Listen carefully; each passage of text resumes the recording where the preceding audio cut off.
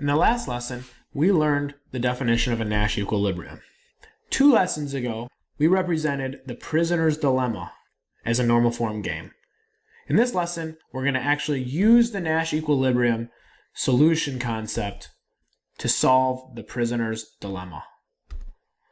Okay, so what I'm doing now is I'm just redrawing the prisoner's dilemma from 2 lessons ago.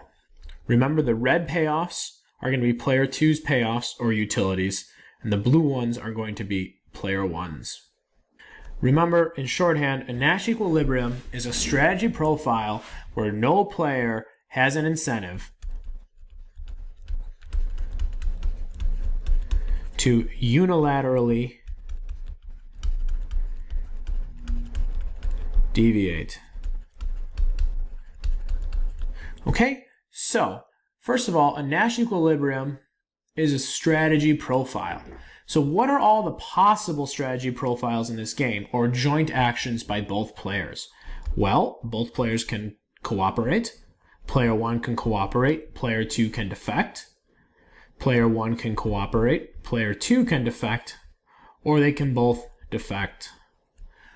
Let's look at these individually and verify if any of them are Nash equilibria. Let's first look at defect. This is a D.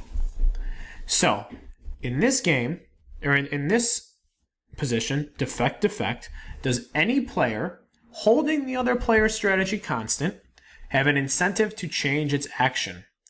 Let's look at player 2. Assuming player 1 is playing defect and player 2 is playing defect, can player 2 do better by changing its action to cooperate? And we look when player 1 plays defect and player 2 switches from here to here, player 2 gets 4. Since player 2 prefers 4 instead of 3, this cannot be a Nash equilibrium because player 2 has an incentive to deviate.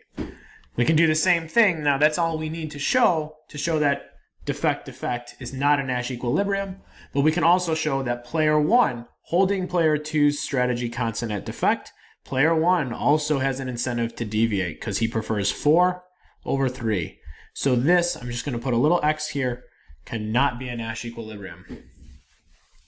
Okay, how about player 2 cooperating and player 1 defecting?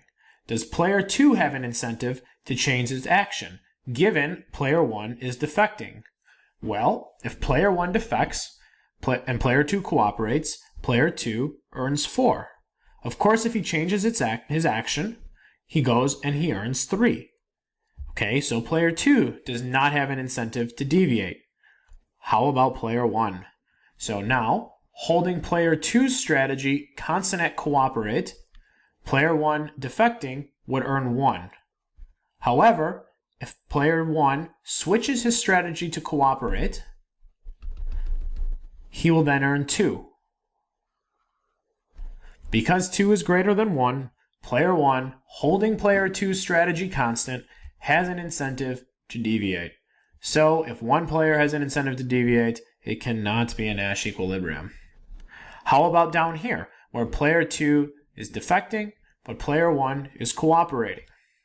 So clearly, player 2 holding player 1's strategy at cooperate, player 2 can do better by, instead of defecting and earning 1, cooperating and earning 2.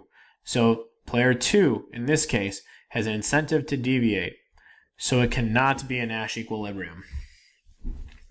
Finally, let's look what happens when they both cooperate or they both confess.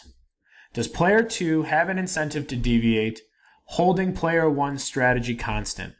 So assuming player 1 is playing cooperate, so we're in this column, can player 2 change his strategy from cooperate to defect and do better? No, he can't, because he prefers 2 over 1. So player 2 does not have an incentive to deviate. How about player 1? Holding player 2's strategy constant at cooperate, can player 1 do better by defecting? Well, if he cooperates, he earns 2, but if he defects, he only earns 1. So player 1 does not have an incentive to change his action. So, in this case, neither player 1 nor player 2 has an incentive to deviate or to change their action. Therefore, CC, cooperate, cooperate, is the unique Nash equilibrium in this game. What we see here is that this is, or what is especially surprising, is that both players earning 2 is the Nash equilibrium of this game, even though if they both could commit to defecting, to keeping their mouths shut, to not talking to the cops, they could both earn 3. However, in this case, one player always has an incentive to cooperate if the other one is going to defect, so they'll never end up here. This is why it's called the prisoner's dilemma.